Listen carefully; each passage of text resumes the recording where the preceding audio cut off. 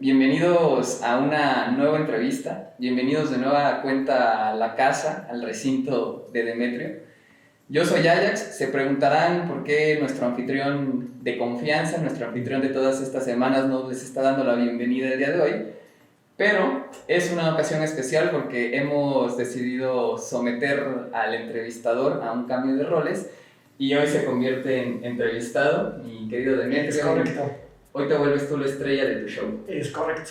Es como se cumple un ciclo. Se cumple un ciclo. Inicio yo entrevistando y termino del otro lado. Exacto. Me parece perfecto porque justamente vamos a conocer la esencia, la historia, todo lo que te ha llevado, todo lo que te ha motivado y todo lo que te ha inspirado a realizar esta transformación en tu hogar. Así que, pues no se la pierdan, amigos de Decor, y pues comenzamos. Perfecto, Ajax. Les hemos contado una historia de transformación de mi hogar, del lugar donde nací, donde he crecido. Y les cuento esta historia de transformación que empezó hace 3 años, justamente en el 2017. Justo había pasado una etapa de depresión muy fuerte en mi vida porque acababa de sufrir el desempleo. Y afortunadamente, cuando ya encuentro un trabajo, justo haciendo home office, hace 3 años, mi casa estaba completamente vacía. Entonces fue como de decir, pues creo que ya es hora de montarme un hogar. O sea, como ya de poner un nido para mí. Entonces ya empecé a trabajar, evidentemente pues ya ganas un dinero y empecé a juntar como para hacer la remodelación de mi casa. Esta casa, les cuento la historia, es la fábrica de papel Loreto y Peñapobre. La fundó el señor Alberto Lenz, que es un alemán, y justo vino a finales del siglo XIX a montar esta fábrica. Lo que hoy día es Plaza Loreto y Plaza Cuicuilco, o Plaza Imbursa, creo. Contextualizando, estamos al sur de la ciudad. Al sur de la ciudad. A unos metros de Ciudad Universitaria. Exactamente. Entonces, bueno, arranca la fábrica, que fue antes de la Revolución Mexicana, pero en la fábrica dio excelentes prestaciones a sus empleados. ¿Cuáles eran? O sea, casas, había campo de fútbol, había policlínica, una escuela, y todas esas prestaciones se les entregaban a los trabajadores para que justamente fueran todos contentos a trabajar y producir papel. La fábrica producía papel 24/7. Entonces, prácticamente todos los primeros obreros pues, tenían esa prestación de las casas. Entonces, mi bisabuelo trabajó en esta fábrica, mi abuelo y mi padre. Ya para finales de los 80s, hubo una ley que sacaba las fábricas de la Ciudad de México justamente por el tema de la contaminación. Entonces aquí ya se cerró la fábrica y la fábrica se vendió, las marcas se las vendieron a Procter & Gamble y el espacio físico, el edificio, se lo vendieron a Carlos Slim, justamente como para transformarlas en Plaza Loreto y Plaza Imbursa. Aquí, bueno, muchos de los obreros que trabajaban aquí compraban esas casas. Y es justamente cuando el padre la compra y... Estamos hablando entonces de una casa, de un barrio sobre todo, con esencia de la clase obrera, de la clase trabajadora. Completamente esencia obrera, ¿no? Todas las personas que han vivido aquí todavía quedan muchas familias que vienen justamente, que tienen un historial igual que de sus familiares que fueron trabajadores aquí de la fábrica. Y como tú lo dices, es completamente una comunidad, porque las personas que nos conocemos de toda la vida. Entonces se crea como una comunidad, se crea como este sentido de protección, porque a pesar de que vivo en la ciudad, entras aquí a mi barrio y es un barrio que parece un pueblo. Y aparte está como, al entrar aquí, te sientes aislado de la ciudad. Es como si estuvieras en un pueblo mágico de México. La gente se conoce, la gente, por ejemplo, hay apoyo. O sea, cuando alguien lo necesita, tú ves cómo los vecinos salen y se apoyan entre sí.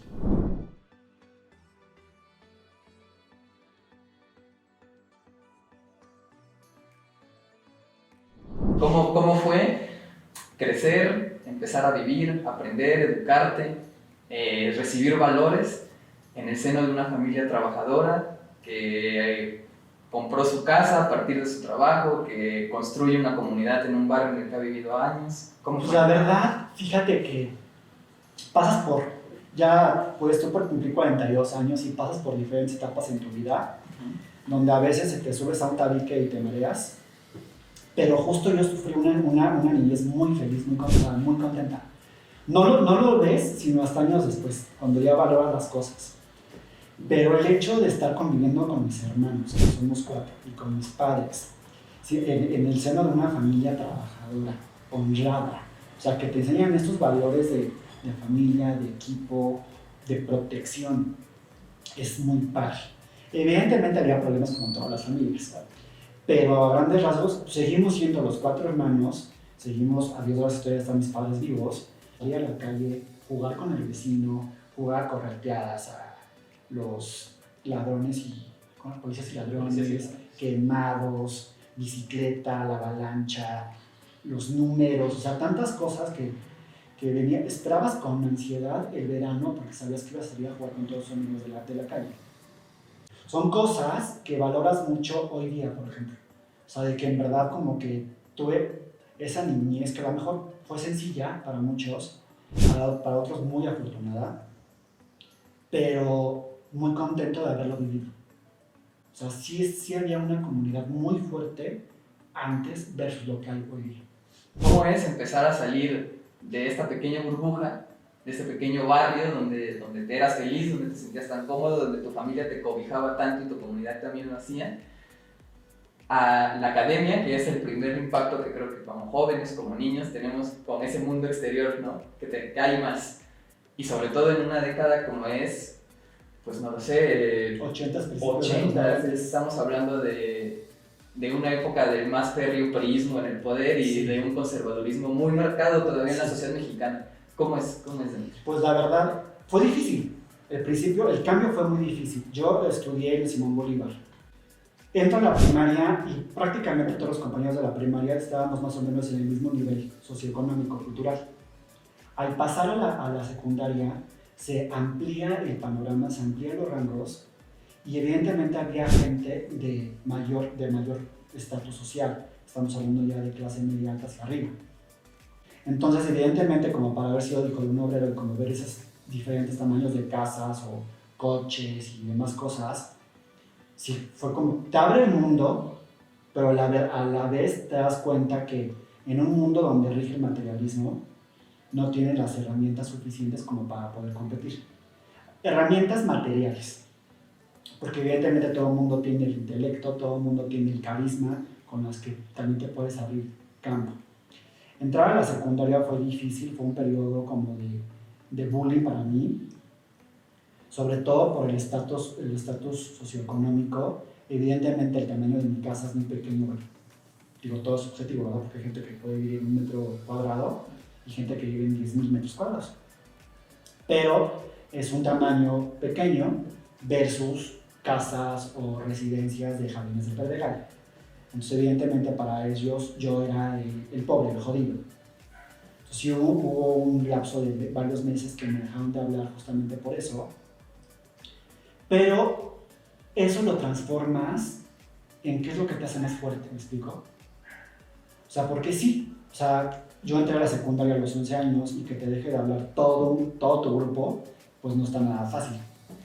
Pero, ¿qué hace? O sea, te hace más fuerte, entiendes mucho más las cosas.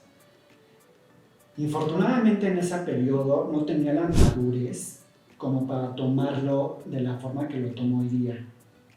Sino en ese año fue como un esconde realmente quién eres para que la gente no te ataque. ¿Me explico? O sea, porque yo de haber sido un niño súper feliz, súper original y demás, escondí muchas cosas mías como de protección. Sí. Y creo que es lo que pasa hoy día con la sociedad, o sea, como para querer encajar a fuerzas, ocultas muchas cosas. Todo eso, lo único que hace nada más es etiquetar y separar. Religiones, gobiernos, familias, todas las ideas que te meten nada más como para etiquetar y crear separación. O sea, en lugar de que fomentemos esto en los niños, de unión, de respeto, de tolerancia, de aceptación, de aceptar al otro tal cual es, la sociedad sería hoy día completamente diferente. Entonces, bueno, para esa edad yo lo ocupé, bueno, no lo supe interpretar. Ahí hubo un tema como de, es que si yo muestro mis raíces obreras, no voy a ser aceptado en este nivel socioeconómico, en este estatus.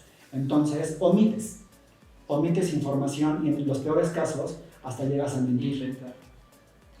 Que fue lo que me pasó a mí en la preparatoria.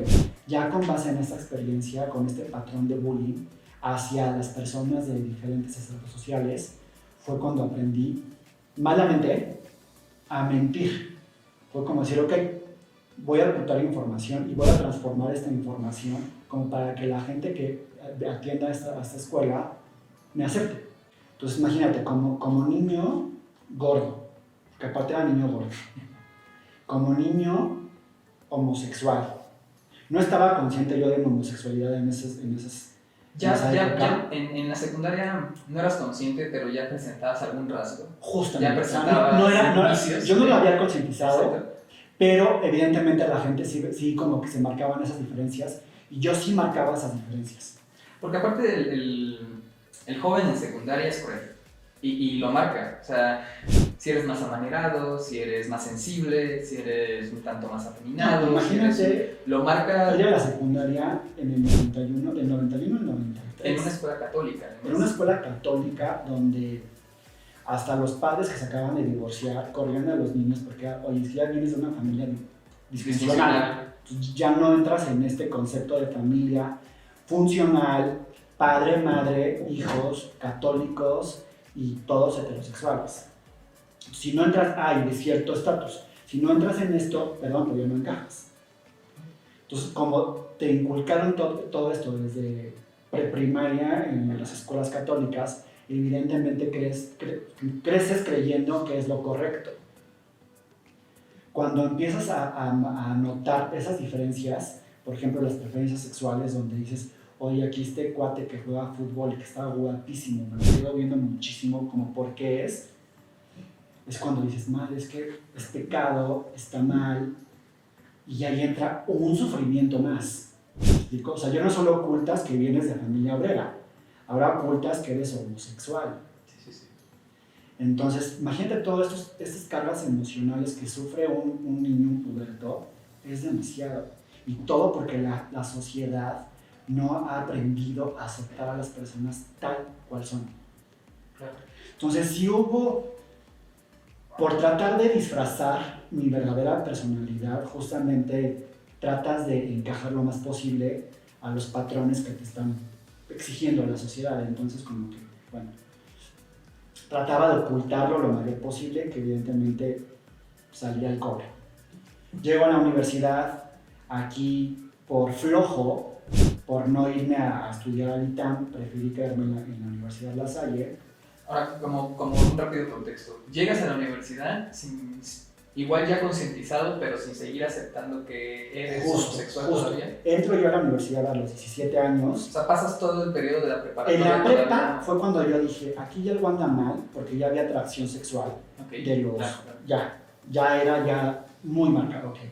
Me parece muy importante que comentes esto, que para ti, por ejemplo, no pudiste exteriorizarlo hasta pasada la universidad. Sí, hasta pasada. Sí. Viendo en retrospectiva, por ejemplo, ¿crees que ahora, 2020, es más fácil? O sea, yo veo que quizá, no digo que nos hemos quitado todo este estigma, que la sociedad mexicana sigue siendo misógina, que sigue siendo machista, que sigue jalando estos vicios atávicos que la verdad no nos han conducido a nada producente. ¿Pero has notado un cambio? ¿Sientes que ahora es más fácil aceptarlo? Yo sí he notado un cambio, principalmente aquí en la Ciudad de México, porque hace 20 años o más, y date cuenta de los medios de comunicación. En las series que yo veía, por ejemplo, en Beverly Hills, apenas si había un personaje gay, y lo sacaban como tabú, o 12. Igual, o sea, como que había un personaje gay hace 20, cuando yo tenía 20.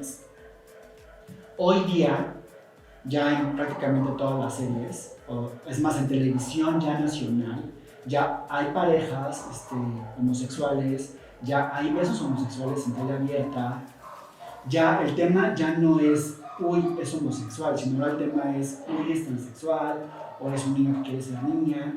pero ya hay mucho más apertura en estos temas.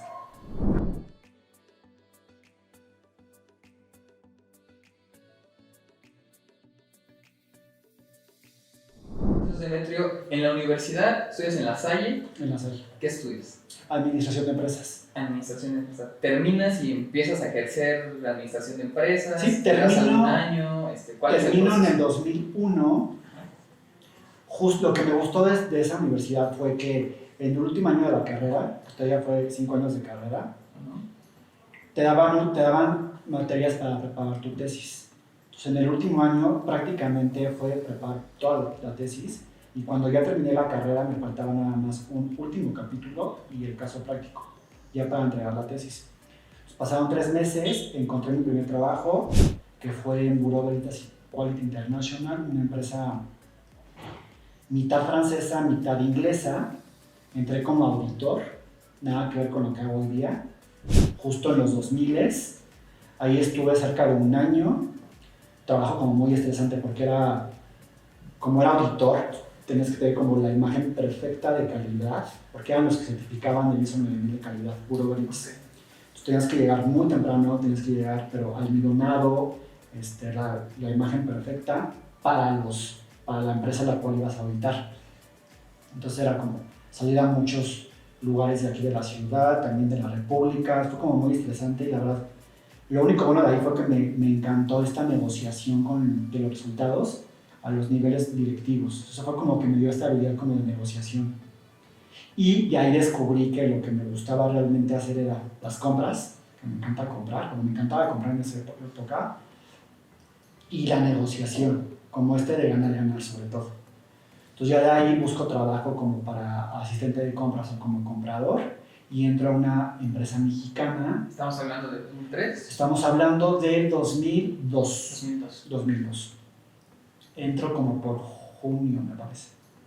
Sí, junio. A esta empresa mexicana de abarrotes, una empresa increíblemente conservadora. Ahí también sufrí mucho por el tema de que, igual como en Masai, si alguien se divorciaba, lo despedían. Si alguien no era como católico apostólico romano, no lo contrataban. O sea, no te dejaban salir para nada, tenías que checar tarjeta, trabajaba los sábados, tenía que ir de traje de lunes a viernes. Pero evidentemente aprendí muchísimo porque conviví con mucho vendedor ya de señores entre 50 y 60, con años de experiencia en ventas, con los cuales me curtí como comprador. Entonces ahí me encantó la parte de la negociación y de las compras. Ahí estuve ahí cerca de 2 años. Hubo una señora que le agradezco muchísimo, se llama Emma, le tengo mucho cariño, que ella me vio un día y me dijo: oye, ¿qué haces? Y yo: ¿de qué hablas, Emma? Pues tu orden de compra. Y me dice: no, ya, ¿qué haces aquí? O sea, tu brillo cuando entraste ya se apagó, O sea, lo que tienes que aprender aquí, ya lo aprendiste, ya llegaste. Porque si no, ya vas a estar como caballito con esas cosas en los ojos. Y fue como de, si no le hubiera hecho caso a esta señora, a Emma, yo seguiría ahí. Entonces fue como, no pasa nada, cambio de giro y me paso a lo que ya hoy día me dedico, a la parte de la industria de la electrónica, a la compra y venta. Entonces, fue un giro completamente distinto, porque de trabajar con proveedores nacionales y de compra y venta, de que te tardaban en entregar entre 5 o máximo 7 días, pasa a marcas de importación, de marcas americanas, bueno, estadounidenses, donde la importación venía de China. Entonces aquí sí fue como cambiar completamente de ramo, aprenderlo, me gustó muchísimo. El que era mi jefe actualmente es gran amigo porque le aprendí muchísimas cosas. Todavía estaba como muy inmaduro porque tenía 25, 26 años. Aquí ya fue diferente porque mi primer pareja, evidentemente cuando hablábamos por teléfono en Grupo Puma, pues omitía el amor, o decías: ay, amor, ¿cómo estás? O sea, trataba de ser lo más heterosexual posible. Tú ya lo habías aceptado, pero seguías... Yo ya lo aceptaba, pero por ejemplo en esa compañía, si yo decía que era gay, al segundo me despedía. Entonces trataba como de ocultar estas cosas. Y en mi tercer empleo ya era como un tema más relajado, que de hecho mi jefe como que él estaba... ¿Con tu familia lo comentas en esa época? Lo comenté justo, salgo con ellos a los 20 años. 20 años. O sea, Sí. estando en la universidad. Estando en la universidad todavía. O sea, pero cuando a los 18 años me entró la idea de que es pecado, es pecado, es pecado, es pecado. Entonces traté de andar con una niña y traté de llevar como todo esto, esta pantalla. Pero después dije, no, o sea, ¿qué daño le estoy haciendo a esta persona? Estoy mintiendo, no sé quién realmente soy. Y me tengo que aceptar ya, o me van a deparar años de frustración y de infelicidad. Fue cuando ya decidí, ¿sabes qué? Pues aunque sea pecado, me vale 3 kilos, yo voy a salir. Entonces ya como que se me quita un gran peso de encima, por lo menos ya en casa, ya eres quien eres. ¿Me explico? ¿Cómo lo tomas tu familia? ¿Cómo lo aceptas? Pues ¿Es un imagínate, trato renuente? la verdad es que lo tomaron muy, pues ni bien ni mal, porque lo que se escuchaba hace 20 años era de los papás madrizas a los hijos, o los corrían de la casa, o no querían, o sea, no querían saber absolutamente nada de ellos, o querían transformarlos. En mi caso, yo esperaba eso, nada que ver. Fue como no lo puedo creer. O sea, como que sí lo sabía, pero como que no lo puedo creer, no lo quiero aceptar más bien, Sí. justamente por no estar bien visto en la sociedad. Mi papá lo supo desde que era niño, pero evidentemente a él su miedo era de que me fueran a atacar. Claro, es que justamente hay dos tipos de negaciones, yo creo, ¿no? Entre los padres de familia cuando reciben esa noticia, porque puede estar la negación de yo no acepto que mi hijo sea homosexual y quiero transformarlo y le voy a meter una madrina y cómo yo voy a tener, o sea, es una forma egoísta de tomarlo, de cómo yo voy a tener un hijo homosexual. Justo, sí. Y está la otra negación de me da miedo que sufra por esto, ¿no? Justo. Me da miedo que mi hijo, que lo amo, sufra ante los estereotipos que sé que hay allá afuera. Es más ese tu caso, ¿no? Tu familia se preocupa de que pueda sufrir. Es el caso, pero infortunadamente los padres como que no saben cómo transmitirlo, Sí, cómo comunicarlo al hijo. Claro. Porque el hijo en ese entonces se siente atacado. Claro. O sea, no seas así, no seas así. Y el hijo es, espérame, pero yo soy así. ¿Cómo quieres que sea? Sí, sí, claro. Pero cuando ya hablas con tu padre, ya cuando los dos están en un nivel ya adultos, ya no es como el padre y el niño, sino ya el padre, o sea, hombre y hombre, ya se dan a entender, entendemos perfectamente, nos comunicamos. Y hace poco mi papá me lo dijo, o sea, es que yo tenía miedo de que la gente te fuera, lo que lees en la nota roja, Claro. o sea, el feminicidio, los crímenes de odio, él es lo que tenía miedo. O sea, de que justamente de que la sociedad me atacara. No es un rechazo, sino nada más es un miedo al ataque de la sociedad.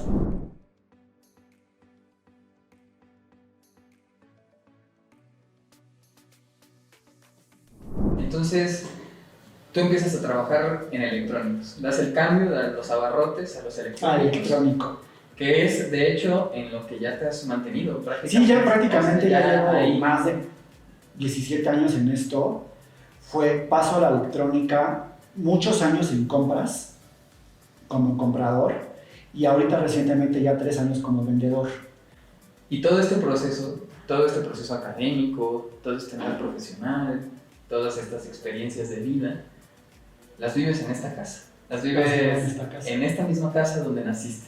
Justo. La cual sigue sin sufrir en todos esos momentos, siguen sin sufrir un cambio sustancial, sigue siendo esa misma casa del siglo XIX, de obreros, donde vivía tu familia, con los mismos acabados, con la misma pintura, sigue siendo lo mismo.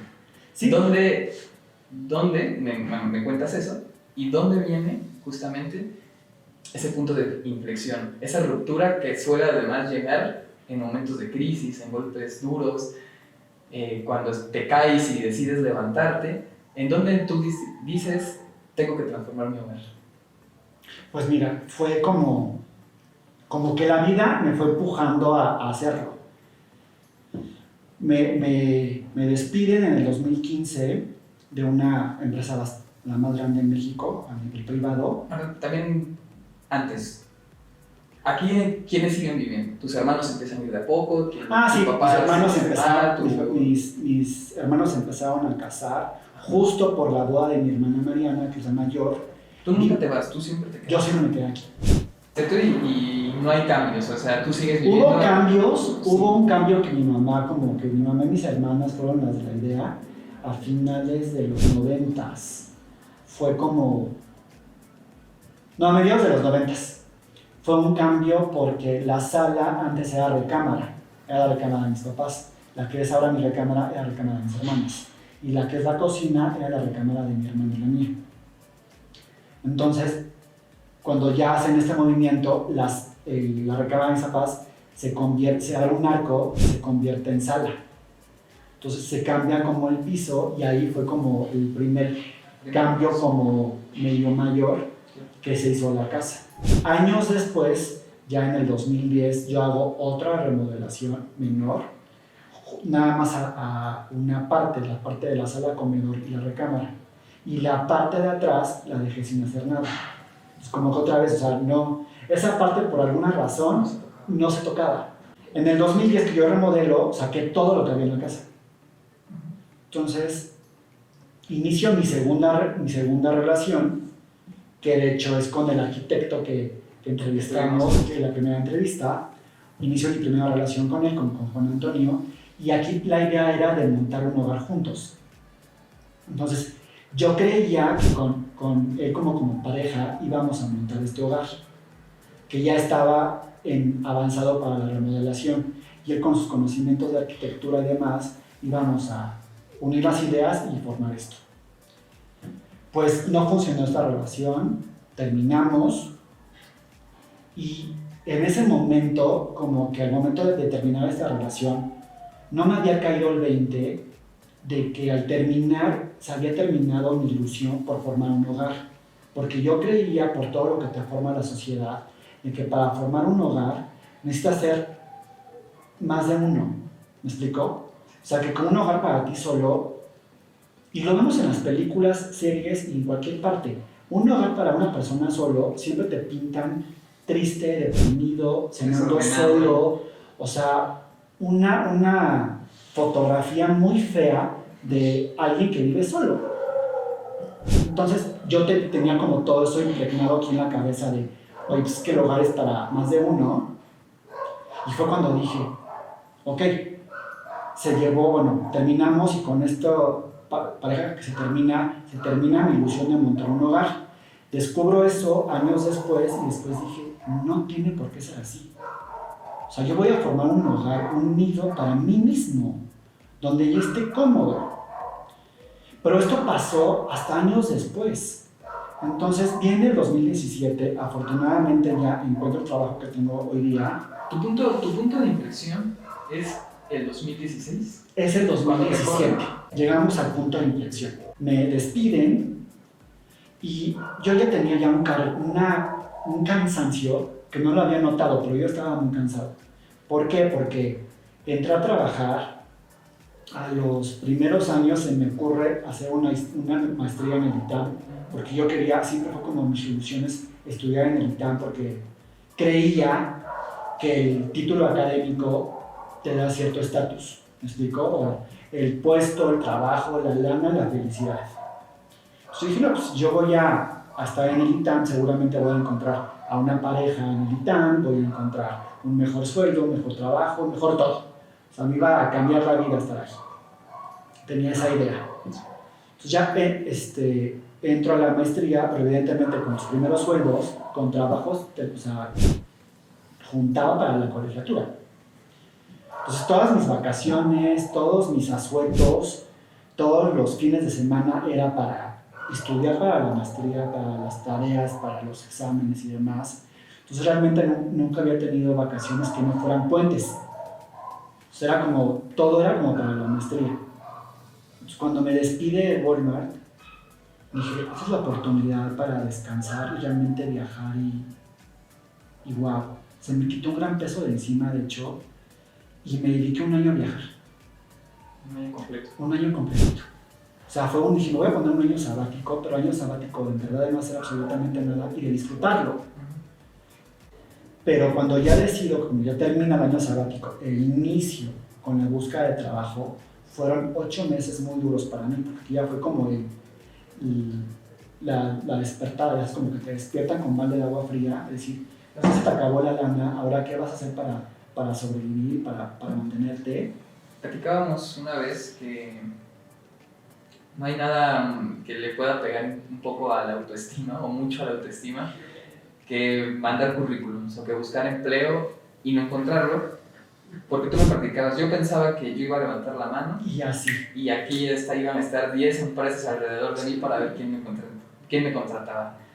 Pero te das cuenta que la realidad es otra. Y empiezas a vivir un proceso muy duro, ¿no? Porque mira, o sea, la primera vez que yo busqué trabajo fue cuando salí de la universidad y me tardé 3 meses, que era como el promedio de los de mi generación, se tardaban en encontrar trabajo. Y de ahí, generalmente las empresas me buscaban a mí, yo siempre con trabajo. Tenía esta idea de que yo decía, corrieron a tal, por pendejo o por huevón. Era como mi lema. Pero ya que te toca a ti, y que fue la primera vez, y que ya te cae el 20 de que te corrieron, y que tienes que buscar trabajo, y que están pasando meses, y que has enviado más de 10,000 currículums, y que has tenido más de 100 entrevistas, que ha pasado ya más de 3 meses, 3, 4, 5, 6, hasta 8, y empiezas a escuchar que a muchos están tardando 1 año o más de 1 año en encontrar algo, y dices, madre mía, o sea, qué cosa tan más difícil. Caí en una depresión muy grande, que fue justo por el desempleo, justo lo dijimos, o sea, cada entrevista es como, ¿qué dije? Fui mal vestido, fui mal peinado, no pronuncié bien tal palabra en inglés, me puse nervioso, sacas en 1000 cosas que en lugar de ayudarte a confiar en ti, en lo que tú sabes, tu experiencia, tus conocimientos académicos, tus habilidades, todo lo contrario, desconfías. Evidentemente tienes este ego de como un ejecutivo de Walmart que ganaba tanto, que estudió en la maestría en el ITAM, va a terminar de Uber. Porque una de mis amigas me dijo, oye, ¿sabes qué? Pues tengo yo un Uber, no sé qué, justo cuando estaba en mi año sabático. Porque como yo estaba en mi año sabático, fue como, muchas gracias, pero no gracias. Pero ya cuando pasas tantas entrevistas y nomás no hay algo que en verdad te atraiga y que sea justo, dices, pues ya no importa. Entonces, cuando ya decido quitarme ese miedo y de tomar el Uber y de ser un taxista, me hablaron de 4 empresas. Después de 2 meses de ni una sola llamada. Y yo nada más fue como agradecer y pedir que se quedara la que tenía que ser para mí. Pasaron días, otros procesos fueron como eliminando y me quedé donde estoy ahora, que es la empresa Coach. Estoy muy, muy contento y entré en home office. Fue un periodo donde sentía como este miedito de, oye, es que mis vecinos me van a ver aquí todo el día, van a pensar que no hago nada, que soy un bueno para nada, ya llevo 1 año y 8 meses sin hacer nada, ¿cómo es posible que, qué imagen voy a dar, no? O sea, las ideas que me tienen, estos miedos tontos. Entonces, la casa ya le urgía una impermeabilizada. Para esto, yo ya había como preguntado a los amigos quién me recomendaba un maestro para impermeabilizar. Y un amigo que hace muchas fiestas en su roof garden, me dijo, no, pues, o sea, te recomiendo a mi maestro, que se llama Dani. Cotizo, se me hizo caro, dije, qué caro. Pero cuando me dice, es que la impermeabilizada que le hice a Armando fue hace 20 años, Armando, mi amigo, fue como, hace 20 años y sigue viendo igual. Sí, claro. Dije, yo pensé, me están mintiendo. Le marco a Armando y le pregunto, oye, ¿hace cuánto te impermeabilizaron? Y hace como 20 años. Dije, wow. Dije, no, pues, digo, ahora ya entiendo por qué el costo. Entonces ya le dije que sí. Mi papá me da el consejo de que después de temporada de lluvias, o sea, como por octubre, pues ya llega Dani, el maestro, y le dije, oye, en un futuro me encantaría montar una cocina. Si ya voy a estar aquí de home office, pues ya para prepararme de comer y más. Y como lo había hecho venir muchas veces a Daniel, vení como 3 veces o 4 veces, me dio como penita decirle, oye, pues te mando hasta octubre, le di como un enganche. Dije, mira, para que veas que si es en serio contigo, te dejo este enganche para la impermeabilizada para el mes de octubre. Pero él como que dijo, no, pues podemos empezar con tu cocina. Entonces un día me habla como muy temprano, como 6 y cacho de la mañana. Entonces me dice, me marca y me dice, ay, Demetrio, ¿qué te parece si mañana empiezo tu cocina? Y yo, sí, sí. Se me fue. Al día siguiente, a las 8, me toca la puerta y ya estaba aquí. Y yo digo, ¿qué onda, Dani? No, pues yo te pido tu cocina. Pues yo dije, aquí lo que quita el tapanco, porque había un tapanco, que lo van a ver después en los videos, un tapanco, el mosaico, todo eso va a pasar meses. Entonces entro a la recámara, empiezo a trabajar, salgo, como a las 5 o 6 horas yo estaba trabajando, salgo, y el cabrón ya había quitado el tapanco, quitado el mosaico, estaba todo listo. Y me dijo, ¿sabes qué? Ya necesito tus materiales para empezar con tu cocina. Y así fue como se arrancó todo. Cuando llegamos a montar la tarja, descubre que el drenaje, más de 100 años, estaba podrido. Entonces ya de ahí salió una zanja de la cocina al baño, y evidentemente al abrir la zanja para encontrar y cambiar el drenaje y demás, pues ya deshabilitaba la casa para habitarla, porque evidentemente el drenaje ya estaba abierto.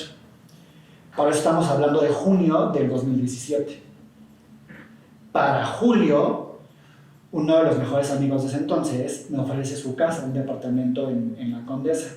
Me voy a vivir con él 3 meses en la Condesa, y justo el día del terremoto, del 19 de septiembre del 2017, yo ya me venía de regreso para mi casa. O sea, para vivir con mis papás, en casa de mis papás, en lo que terminaba la obra. Entonces ya llego aquí, viene lo del terremoto, y seguía avanzando la remodelación. Pero también a la par, yo había subido, pesaba 108 kilos, justo para el 2017. Justo en las mismas épocas, mayo, junio, julio. Me provoqué reflujo de lo obeso que estaba. Tienes que bajar mínimo 6 kilos en un mes, o si no te tengo que quitar las anginas, porque ya tienes un espacio así para respirar. O sea, evidentemente dije, no, pues, o sea, qué hueva, lo de la pegada y demás, no, mejor la dieta. Me recomienda una nutrióloga, entré a la dieta keto, justo a la par de la remodelación. Entonces, como, por eso quiero contar esta historia, porque empieza como... Una transformación completa. Completamente, o sea, fue de cuerpo físico, mental y espiritual. Viene el 2018, arrancamos ya con la obra. Yo ya había perdido varios kilos para ese entonces, y la casa me la entregan el 6 de agosto, pero todavía no tenía los vidrios para las ventanas. Entonces ya el 8 de agosto fue cuando me la entregan, y fue la primera noche que pasé ya en esta casa. Y a partir de ahí, como que no creía, porque llega un momento donde llegas y ves el escombro y los tabiques y todas las cosas, llega un momento donde dices, no avanzo. Y cuando ya estás en la primera noche en tu casa, completamente nueva, porque se cambió absolutamente todo, es como, wow, no me lo puedo creer. Y empecé como a buscar estas ideas de todas las personas que me habían inspirado para remodelar y decorar la casa. Para hacer la tuya. Para hacer la mía, exactamente. Entonces conocí un cuadro, conocí a Javier Andrés. Justamente entrevistamos a Javier Andrés porque me encantó su estilo. Y una de mis divas mexicanas favoritas es María Félix. Entonces yo había visto una fotografía del papel del personaje de la cucaracha de María Félix, y dije, pero estaba buscando el pintor ad hoc que lo supiera reinterpretar esa fotografía. Cuando ya contactó a Javier Andrés, yo ya tenía la idea de este cuadro, que años después fue lo primero en mi mente que habitó esta casa, ese cuadro. No tenía idea de qué colores iba a utilizar el artista ni qué métodos, pero yo ya sabía cuál iba a ser la imagen del cuadro. Todo lo demás fue llegando como poco a poco. O sea, dije, la casa va a estar cuando tenga que estar lista. La empezamos en junio del 2017 y la terminamos en agosto del 2018. Fueron como 14 meses de remodelación, 14 meses donde no viví en esta casa. Entonces fue como decir, ok, si yo voy a estar aquí viviendo y trabajando en este lugar, pues tengo que hacerlo mío, tengo que estar cómodo, tengo que generar un espacio donde a mí me brinde paz, donde cada objeto que yo tenga en esta casa me tiene que brindar felicidad, paz y armonía, no importando si a la gente le gusta o no, que es justamente la idea que quiero transmitirles con estas entrevistas, o sea, con los invitados que hemos tenido. ¿Para qué? Para que nos llenemos de ideas, de nuestras propias ideas, y hagamos las cosas como nosotros queremos hacerlas, para que estos espacios nos den paz. Vas a tener una paz mental, por lo tanto vas a tener una paz espiritual. Te va a hacer más creativo, más consciente de las cosas. Entonces hubo toda una transformación hasta la parte de mi alimentación. El tema de licor, que es lo que hemos visto en esta primera temporada, justamente es esto, es contar esta historia de cómo empecé transformando mi hogar, pero a la vez terminé transformando mi mente, mi cuerpo y mi espíritu. Quiero compartir este conocimiento con toda la gente que me ve. O sea, lo quiero compartir. No quiero que adopten mis ideas, ¿me explico? O sea, de, ay, mira, pon un cuadro de ese color. No. Simplemente quiero transmitir este mensaje de que empecé con este cambio, digamos, físico, porque fue algún espacio físico, se notó en mi cuerpo físico, pero repercutió en mi mente y en mi espíritu.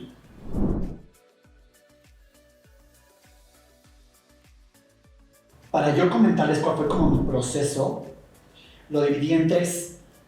Primero lo puse como en decor, que es la parte de decoración de tu núcleo, que fue como yo lo estuve haciendo. Entonces, este cambio de tu espacio generó en mí un cambio mental, donde encontré en un espacio físico mi paz mental. Y a la vez, por ende, descubrí cuáles eran mis miedos como ser humano. Pero algo pasará. ¿Me explico? Tenemos que hacer algo para mejorar la situación. Entonces, decora tu núcleo, porque va a venir un cambio mental, y de ese cambio mental va a venir un cambio espiritual, y ese cambio espiritual es un atrévete. Entonces, en la segunda temporada, lo que vamos a trabajar nosotros en equipo para transmitir a la gente es atrévete a vencer esos miedos, con experiencias de personas que han vencido sus miedos, desde renunciar a una religión, aceptarse tal cual son, cambiar de género, todos estos miedos que la gente tiene, se va a atrever a vencerlos. Y esa es la segunda temporada, un líder, un atrévete a vencer desde tu miedo más pequeño hasta tu miedo más grande, para que descubras tu esencia como ser humano. Cambia tu mente, cambia tu espíritu y en automático se llenan esos vacíos que tú tienes, que a lo mejor, como por ejemplo en mi caso, los llenaba con comida.